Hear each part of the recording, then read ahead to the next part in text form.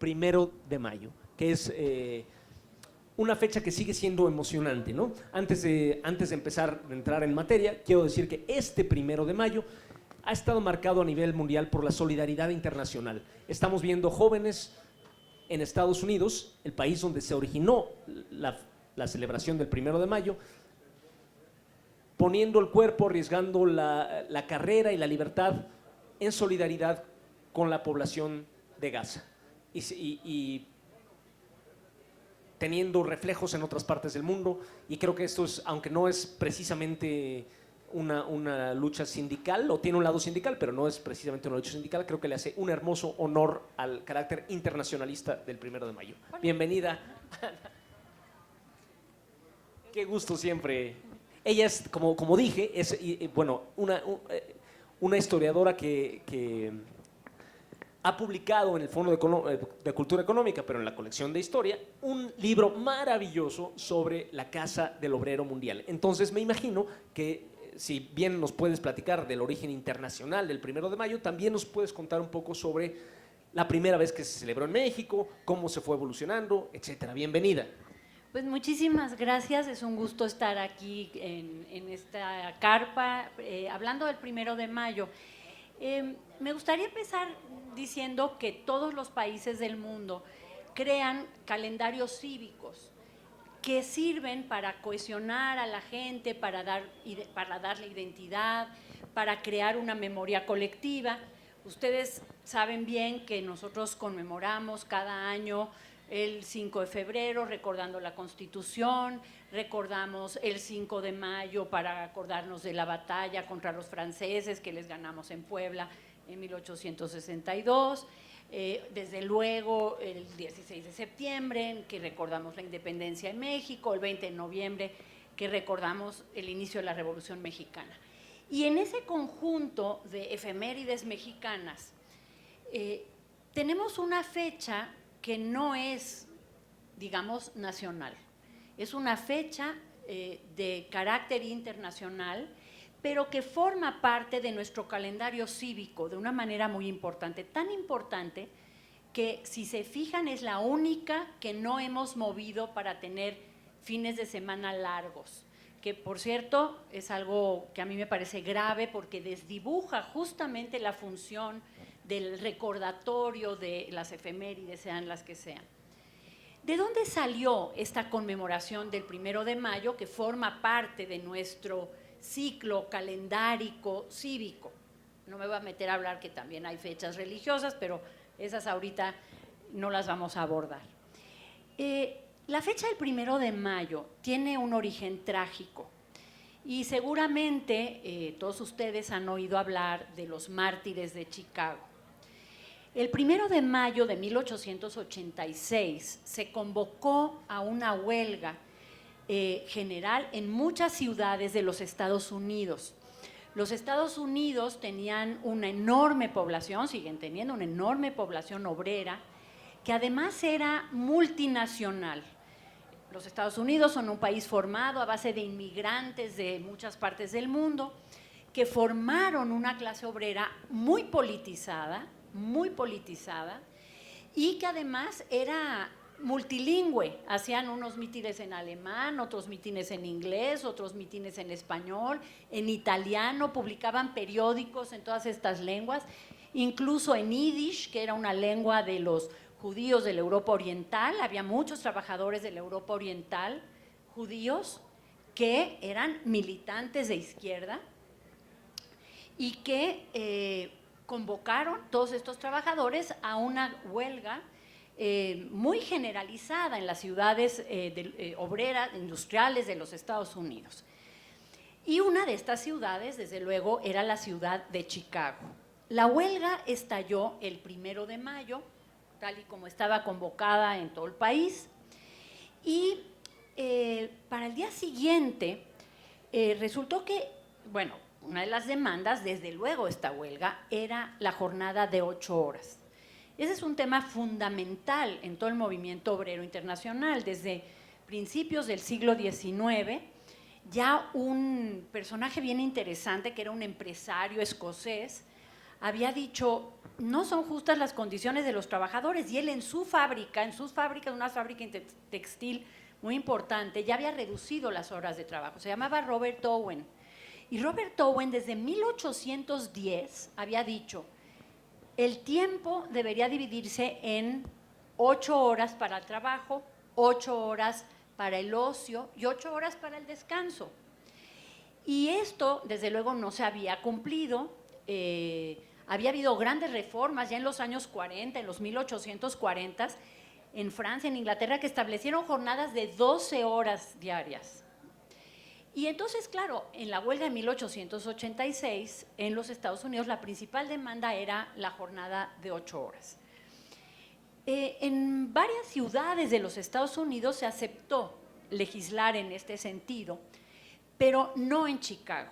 Entonces los trabajadores de Chicago se mantuvieron en huelga y, por supuesto, el acoso de la policía se desató contra estos trabajadores que el día 2 vieron represión, fueron reprimidos en los piquetes de los huelguistas frente a una de las fábricas en huelga, que era la fábrica de la McCormick.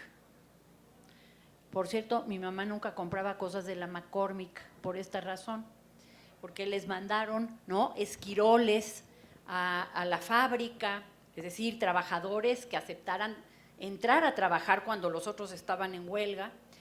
Y entonces, bueno, los trabajadores, claro, que sufrieron este acoso, decidieron convocar a un mitin para el día 4 de mayo, es decir, 2 días después. Vino un mitin, por cierto que el día 3 ya la represión había ocasionado 6 muertes de trabajadores. Entonces, para el mitin del 4 de mayo las cosas estaban bastante caldeadas y un grupo de dirigentes obreros, varios de ellos alemanes, ¿no?, en esta clase obrera multinacional de los Estados Unidos, intentaron iniciar un mitin para denunciar la represión de la huelga y exigir las 8 horas de trabajo. Cuando estaban en esto, ¿no?, intentando llevar a cabo el mitin, explotó una bomba en la plaza. Estaba el mitin en una plaza de Chicago, la plaza de Haymarket, y ahí explota una bomba que mata a varios policías, 8 policías me parece, y hiere gravemente a muchos obreros. Nunca ha quedado claro quién hizo estallar esa bomba. Muy probablemente fue una provocación de la policía para justificar la represión. Esa es la teoría, digamos, más aceptada. Pero el hecho es que a raíz de esta bomba mortal para unos cuantos policías y muchos trabajadores, se detuvo a 8 dirigentes obreros de Chicago. Varios de ellos periodistas, un tipógrafo. Siempre los tipógrafos son la avanzada de la clase obrera, son los que publican los periódicos radicales, ¿no? Tenían un periódico que tenía un nombre en alemán, lo tengo que leer, el Arbeiterzeitung, que quiere decir el periódico de los trabajadores. Y claro, tras esta explosión, tras la detención de los trabajadores, este periódico en alemán, publicó un editorial que les voy a leer porque es muy impresionante. Decía: trabajadores, la guerra de clases ha comenzado. Ayer, frente a la fábrica McCormick, se fusiló a los obreros. Su sangre pide venganza. ¿Quién podrá dudar ya que los chacales que nos gobiernan están ávidos de sangre trabajadora? Pero los trabajadores no son un rebaño de carneros. Al terror blanco responderemos con el terror rojo. Es preferible la muerte que la miseria. Bueno, el juicio a estos 8 dirigentes obreros fue un juicio terrible, porque fue un juicio muy largo en el que se les acusó más por su militancia, que era mayoritariamente anarquista. Los anarquistas quieren acabar con el capital y quieren acabar con el dominio del clero y quieren acabar con el Estado. Entonces, claro, para el Estado y para el capital y para el clero, pues no son muy simpáticos los anarquistas. Entonces, claro, en el juicio se les acusó más por su militancia política que por lo acontecido en la Plaza Haymarket. Es un juicio muy terrible, al final del cual a 2 de los juzgados se les condenó a cadena perpetua, otro a una condena de 15 años, y a 5 se les condenó a la horca.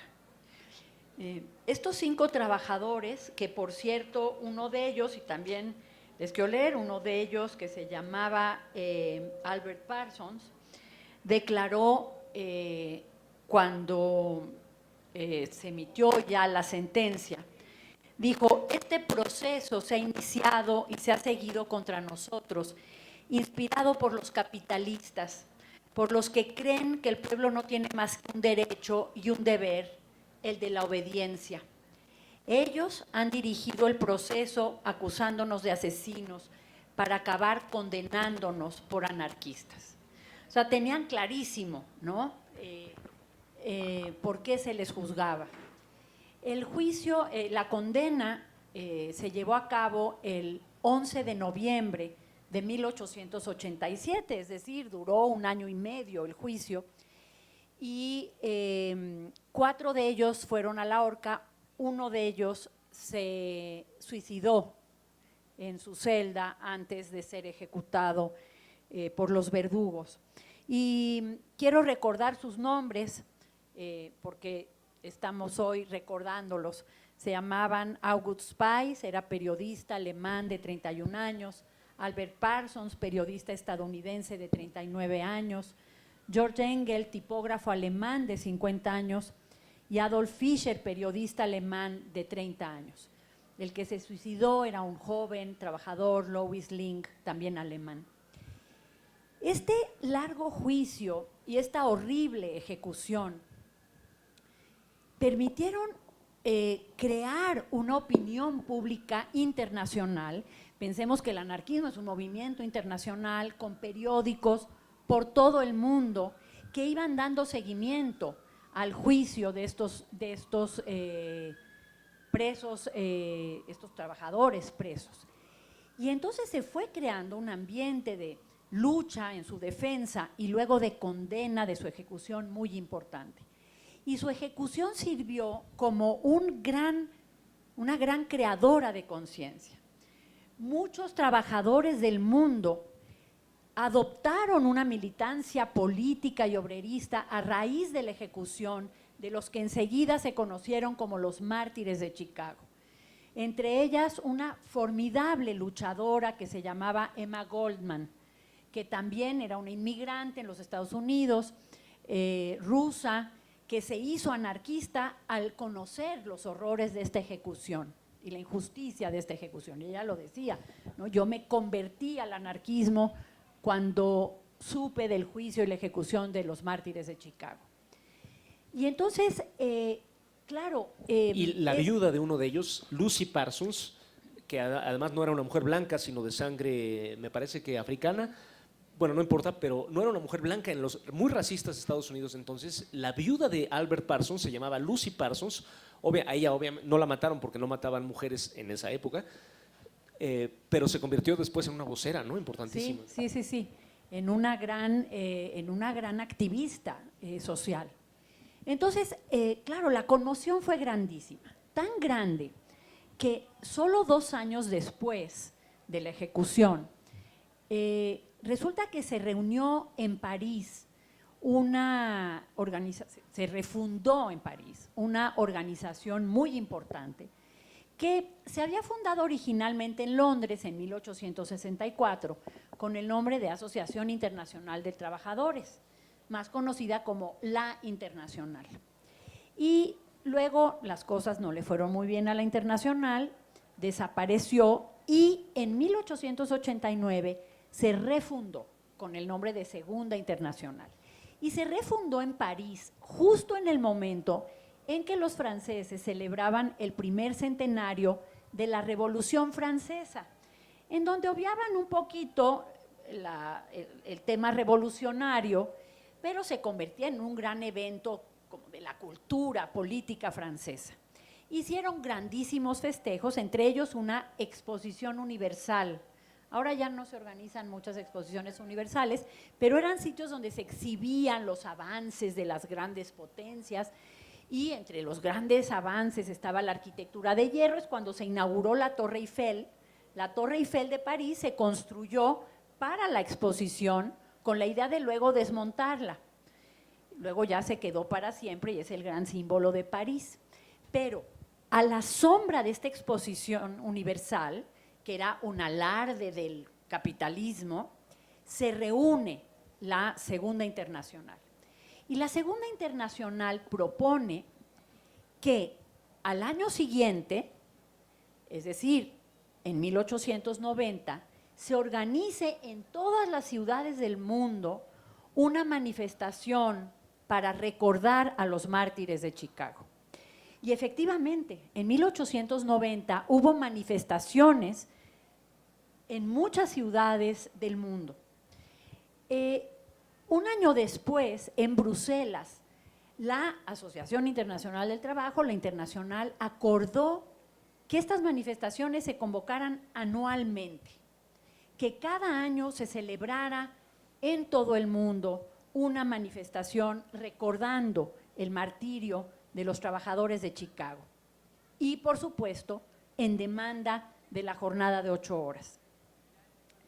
La efeméride se volvió muy importante porque además tuvo esta función cohesionadora de la clase obrera, pero a nivel internacional, no solo a nivel nacional. Las luchas obreras son las mismas en todo el mundo. Todos los trabajadores del mundo luchamos por unas mejores condiciones. Entonces, la idea era esta organización por encima de las fronteras nacionales. Y además se planteó otra cosa muy importante y que creo que vale la pena resaltar. El 1 de mayo se entendía como una gran huelga general. Cuando los trabajadores de todo el mundo dejan de ir a trabajar para irse a manifestar, de hecho, están declarando una huelga general. Y la huelga es la gran herramienta de los trabajadores. Es la demostración de que sin ellos no existe el capital, no funciona el capital. Entonces, el 1 de mayo es una gran jornada de huelga general en la que los trabajadores del mundo demostramos nuestro poder. Entonces, cuando ustedes oigan en el radio que dicen, ¡ay, qué contrasentido que el Día del Trabajo no se trabaja!, es que el locutor no entiende de qué va.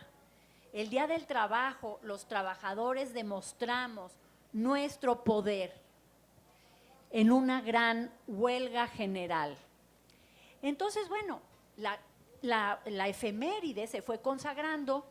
He de decir que los anarquistas siempre reivindicaron el carácter trágico de la conmemoración, mientras que otras facciones del pensamiento socialista le fueron dando un carácter más festivo. En México, claro, todo esto coincidió con la consolidación de una dictadura muy fuerte que evitó, que impidió la organización de los trabajadores. Perdón, antes de que entremos a la historia de México, quería señalar una cosa muy interesante, que es que la Segunda Internacional era una organización marxista, socialista y bastante reformista en su momento. Y sin embargo, esta decisión de reivindicar a estos mártires revolucionarios anarquistas va más allá de la secta política en particular y tiene un carácter de clase muy bonito y muy reivindicable, a mí se me hace. O sea, que los socialistas de la Segunda Internacional hayan decidido declarar una huelga general internacional en memoria de los anarquistas, anticipando lo que pasaría 20 años después cuando los comunistas, socialistas, etcétera, iban a defender a los anarquistas Sacco y Vanzetti en Estados Unidos, es muy bello, que es, o sea, una solidaridad de clase no sectaria, pero realmente de clase, que es muy bonito. Pero ahora sí, para antes de aterrizar en lo de yo creo México. que efectivamente hay algunos, digamos, íconos o algunos elementos del imaginario obrero que están por encima de estos sectarismos tan propios de la izquierda, pero que se rebasan frente a estas grandes, digamos, efemérides luctuosas, ¿no? Frente a los martirologios, frente al capital. Entonces, en México, claro, había un gobierno muy poderoso que impidió en gran medida la organización de los trabajadores. No quiere decir que desaparecieran absolutamente las publicaciones de los obreros, no quiere decir que no hubiera huelgas aquí y allá, pero la verdad es que se las vieron muy difíciles para poder organizarse de manera combativa. Se organizaron, como en todo el mundo en esa época, en mutualidades, sociedades para ayudarse entre sí, pero no sindicatos que enfrentaran al empresariado. Entonces, en México no hubo celebraciones por esta fecha, salvo una muy pequeñita en 1892, convocada por 3 mutualidades en la ciudad de Chihuahua.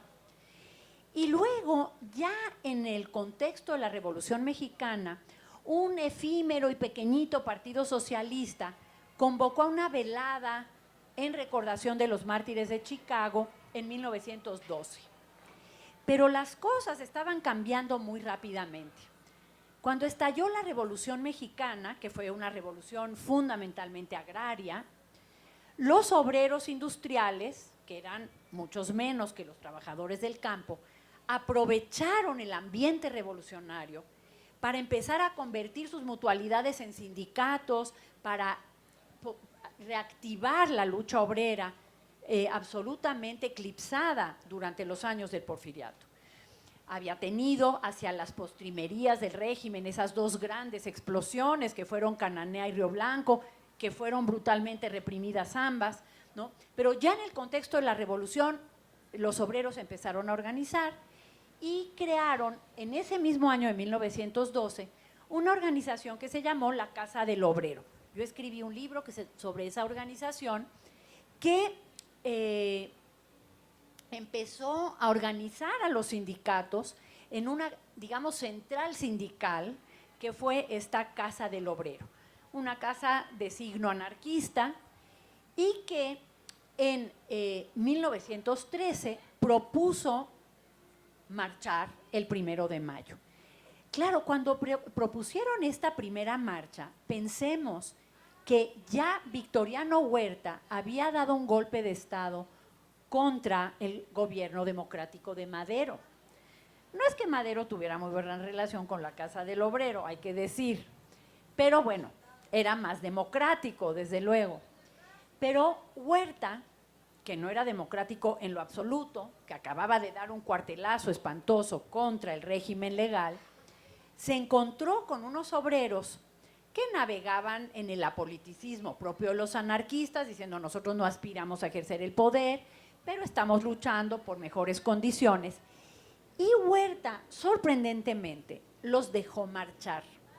No por buena gente, sino porque no quería abrirse un flanco en la Ciudad de México cuando estaba enfrentando al constitucionalismo en el norte y a la revolución zapatista en el sur. Entonces quería tener la ciudad lo más tranquila posible. Dijo, bueno, quieren marchar y bueno, a regañadientes les dio permiso.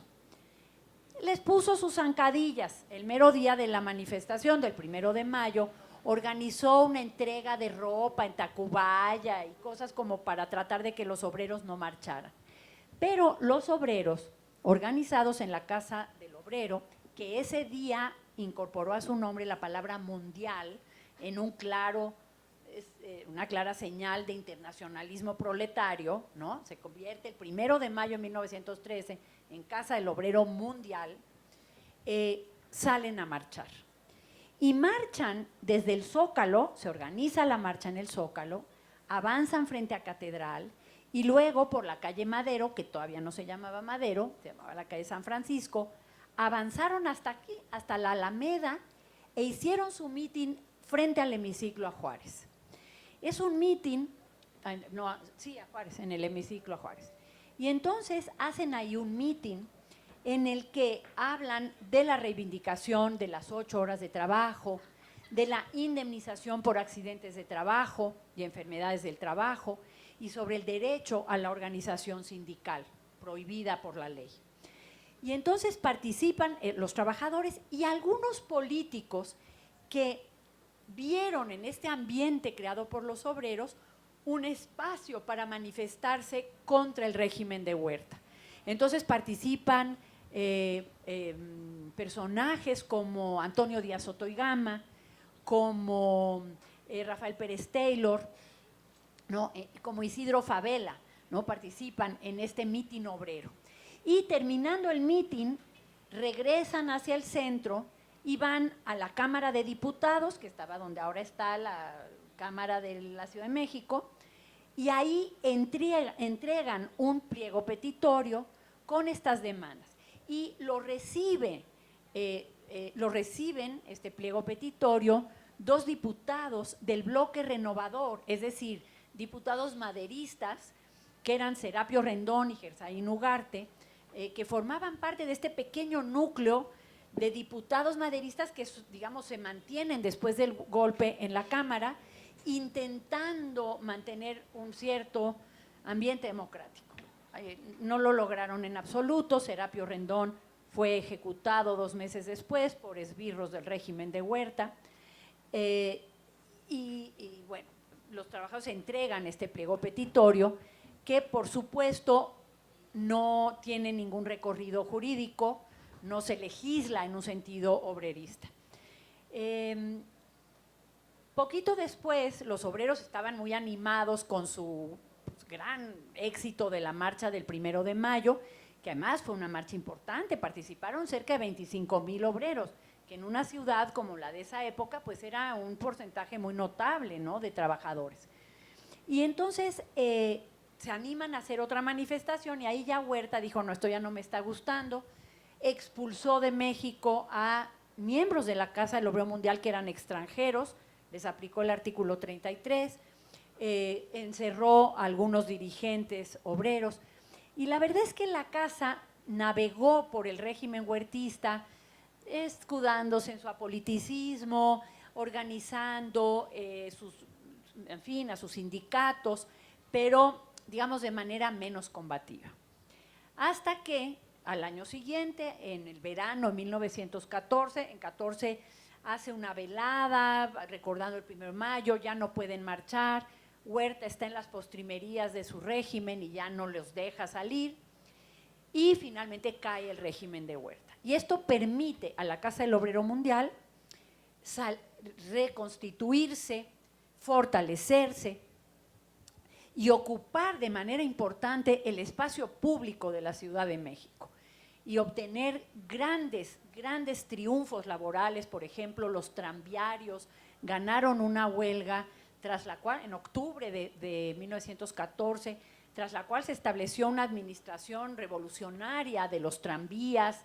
Todavía en enero ganan otra huelga importante de la industria eléctrica. Justo se había fundado el ESME, el Sindicato Mexicano de Electricistas. Entonces la clase obrera de la Ciudad de México se va creciendo y en una decisión muy polémica, en la que ahora no ahondaré, tomó partido por una de las facciones revolucionarias, se unió al constitucionalismo, quedó enfrentada la clase obrera de la ciudad a los ejércitos campesinos de la Convención de Villa y Zapata. Es muy tremendo, en diciembre de 14, cuando entraron los grandes ejércitos campesinos de Villa y Zapata a la Ciudad de México, no lograron entenderse. Yo no le echo la culpa a unos ni a otros, simplemente no lograron encontrar un discurso cohesionador. El anticlericalismo de los obreros urbanos chocaba con la religiosidad campesina y todo esto hizo que no hubiera un acuerdo posible entre ejércitos campesinos y obreros, y los obreros se acabaron aliando a la facción de Carranza. Y eso los llevó en unos batallones rojos a Orizaba, donde conmemoraron el 1 de mayo de 1915. Hay unas crónicas formidables de ese 1 de mayo, con luego una velada en el Teatro Llave. Fue una cosa muy emotiva, ¿no?, esta conmemoración del 1 de mayo de 15.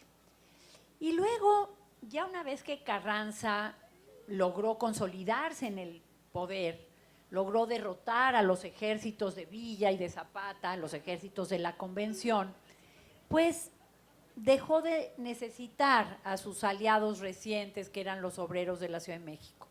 Le empezaron a preocupar, porque estos estaban muy animados y exigiendo cada vez mejores condiciones, ¿no? Y además manteniendo su propia agenda anarquista de lucha contra el Estado y el capital. Y Carranza quería mantener el capital y quería consolidar un nuevo Estado. Entonces se le volvieron muy incómodos los obreros afiliados a la Casa del Obrero Mundial, que eran la mayor parte de los obreros de la Ciudad de México. Y entonces inició un periodo de distanciamiento entre los trabajadores y el constitucionalismo. Un periodo de distanciamiento que culminó en la gran huelga general que hubo en el verano de 1916. Es la única huelga general que ha habido en la Ciudad de México, la única huelga en la que han participado todos los trabajadores de la ciudad, con un papel absolutamente protagónico de los electricistas, porque cortaron la luz y con eso pues se paralizó la ciudad, se paralizaron todas las industrias. Y entonces Venustiano Carranza reprimió brutalmente a los trabajadores huelguistas que cerraron su organización y que años después, pocos años después, se empezarían a organizar en nuevas centrales obreras. Pero esto ocurría en el verano de 1916. Muy poco después se convocó a un Congreso Constituyente que redactó la Constitución que todavía tenemos. Es una Constitución longeva de más de 100 años. Y en ese Congreso Constituyente no participaron los obreros como cuerpo, ¿no? Hubo algunos representantes obreros, por cierto que hay unas pequeñas biografías hechas por el INERM sobre Héctor Victoria y algunos, Luis G. Monzón, ¿no? Y, bueno, Nicolás Cano. ¿Cómo? Nicolás Cano. Nicolás Cano, Heriberto Jara, que eran obreros que llegaron al Congreso, no en calidad, digamos, de militantes obreros, pero que venían del mundo del trabajo. Y es muy interesante cómo el ambiente que habían ido creando estos obreros, y sin menoscabo, lo que pasa es que hoy no es nuestro tema, de toda la propaganda obrerista hecha por los magonistas, ¿no? Y el programa del Partido Liberal de 1906, llega toda esta propuesta obrerista al Congreso Constituyente. Y en el Congreso Constituyente hubo una enorme receptividad de los diputados, todos, frente al tema obrero. Pero de todos modos la discusión es bien interesante y se las voy a contar. Estaban discutiendo el artículo 5 sobre las garantías individuales. Y una de las garantías individuales era la libertad de trabajo, que era lo único, digamos, laboral de lo que se hablaba en el proyecto de Carranza, ¿no? La libertad de trabajo. Nadie nos puede obligar a hacer un trabajo que no queremos y podemos elegir qué trabajo queremos hacer. Bueno, es más o menos cierto, pero bueno. Entonces dijeron, no, a ver, pero aquí hay unas demandas que hay que incorporar. Pero ¿cómo en un artículo de garantías individuales metíamos con calzador, ¿no?, todos unos derechos colectivos? Porque el derecho a una jornada de 8 horas, el derecho de asociación y huelga, el derecho al salario mínimo, el derecho a un día de descanso semanal, el derecho a indemnización por accidentes de trabajo, es un derecho colectivo de todos los que participamos del mundo del trabajo. Entonces, hubo un diputado que dijo, oigan, todo esto le queda al artículo 5 como a un Cristo un par de pistolas. Entonces decidieron hacer otro artículo, que fue el 123, que contuviera estos derechos sociales. Y entonces muchas de estas demandas, muchas de estas viejas demandas de los trabajadores no solo de México, sino de todo el mundo, ¿no?, encontraron un espacio en nuestra legislación, en la Constitución. Esto es importantísimo. Yo sé que es un lugar común decir que nuestra Constitución fue la más avanzada de su tiempo, pero es que es verdad, es verdad. La Revolución Rusa, que fue mucho más radical en términos, digamos, de la propiedad, esa sí abolió el capitalismo, ocurrió casi un año después. Entonces, durante unos meses sí tuvimos la Constitución más avanzada de su tiempo. Y la verdad es que es interesante porque la Unión Soviética ya no está ahí. Y nosotros aquí estamos con nuestra vieja Constitución vigente, conteniendo estos derechos.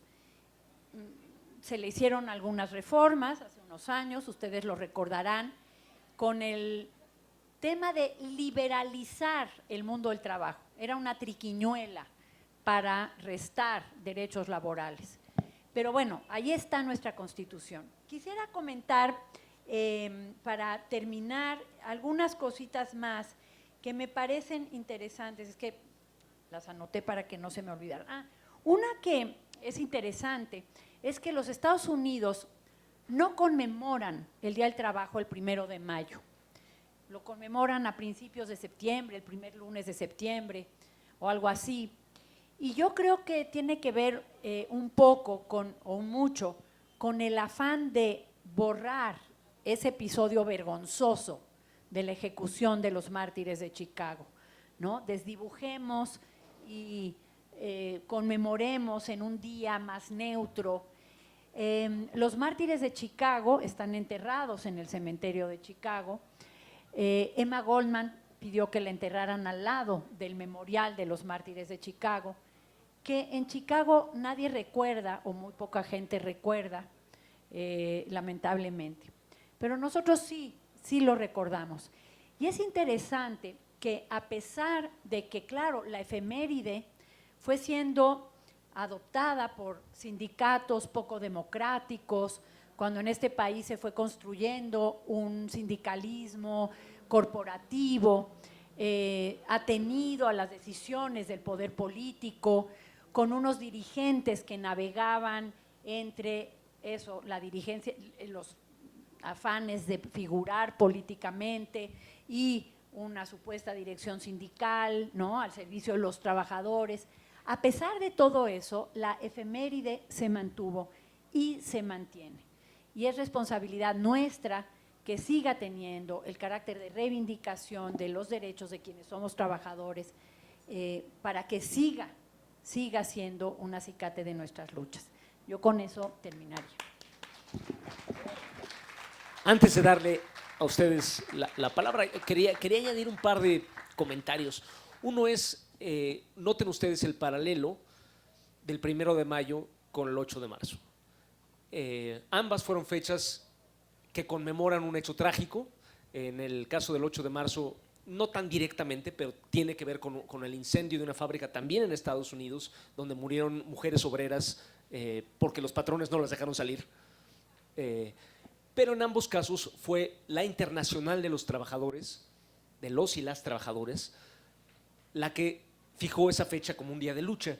Y en ambos casos las fechas fueron de alguna manera cooptadas por gente que es muy de diferente tipo y terminaron siendo fechas que dije, feliz Día de la Mujer, feliz Día del Trabajador o feliz Día del Trabajo, sin comprender de qué van, pero son, y a mí me da mucho gusto que en este momento, a pesar de que el 1 de mayo pues no está precisamente de moda, el 8 de marzo sí, y es un día de lucha. Y me da mucho gusto. Bueno, y esto que dices aprovecho, tienes toda la razón. Los trabajadores como las mujeres usamos fechas trágicas para nuestras conmemoraciones, pero como dice un querido colega que es un historiador del movimiento obrero argentino, por cierto, hoy en una situación tan dramática y con la que hay que solidarizarse porque lo que está pasando en Argentina es terrible, y entre otras cosas terribles, yo los conmino a que no caigamos en el error de llamar libertario al horror de Milei. Libertarios son los que luchan por la libertad respecto de cualquier forma de dominación.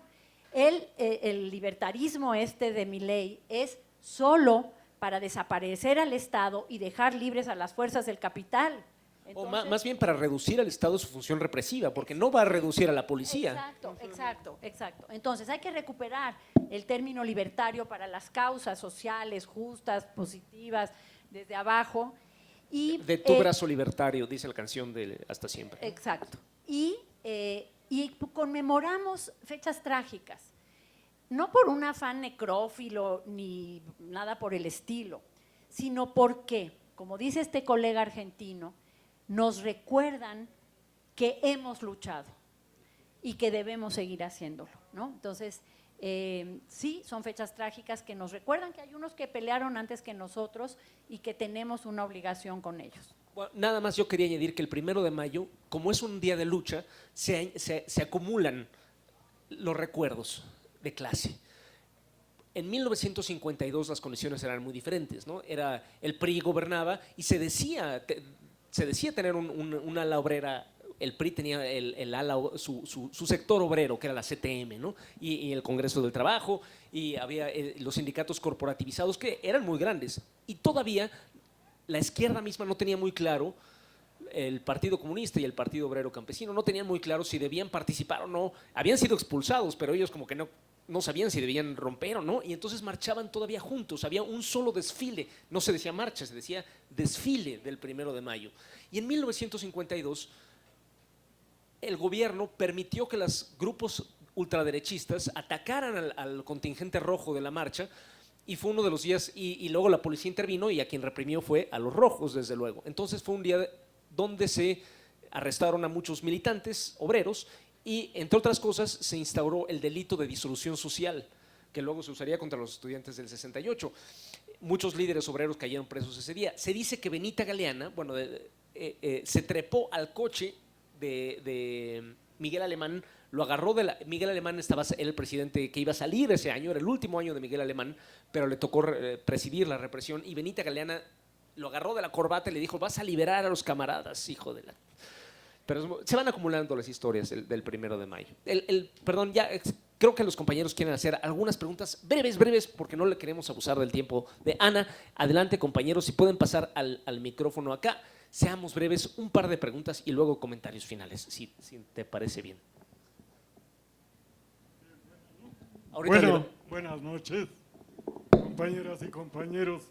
Mi nombre es Gonzalo Mejía. Soy fundador de la Coordinadora Obrera de Ecatepec en 1974. A nosotros nos ha tocado esta lucha y yo provengo del Partido Comunista Mexicano. Por esa razón me atrevo a decir que en realidad lo que ha pasado aquí es que el corporativismo que se creó fue lo que le daba vida a los charros, porque les repartían los espacios de poder, diputados, gobernadores y todo. Don Fidel, que en paz descanse. Pero mi maestro fue Valentín Campa, precisamente el que sufrió esto de la disolución social junto con Demetrio Vallejo. Pero también hubo otro hombre que ahí luchó antes, Otón Salazar, del magisterio en 1954. Pero quien culminó el asunto revolucionario de la clase obrera fue Ricardo Flores Magón, liberal. Eran los liberales porque fueron los creadores del Partido Liberal Mexicano, compañeras y compañeros.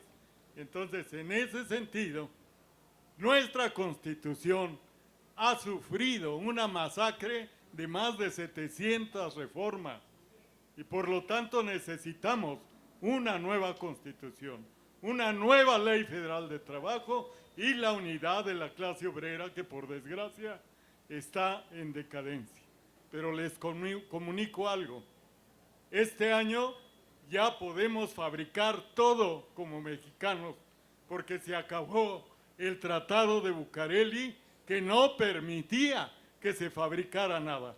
México se ha liberado de eso que hizo el Álvaro Obregón.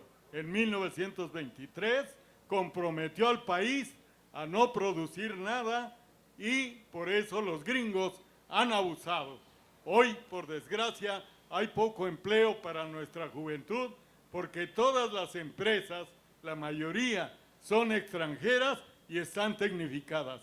¿Para qué quieren obreros si tienen robots? ¿Para qué quieren empleados si tienen computadoras? ¿Para qué nos quieren a la clase trabajadora asalariada si realmente ellos cuentan con máquinas que no comen, que no protestan, que no se organizan? Necesitamos crear nuestras propias empresas. Y Andrés Manuel ya tiene nuestra propuesta. Muchas gracias, compañeras y compañeros. Adelante. Seamos breves y con esta terminamos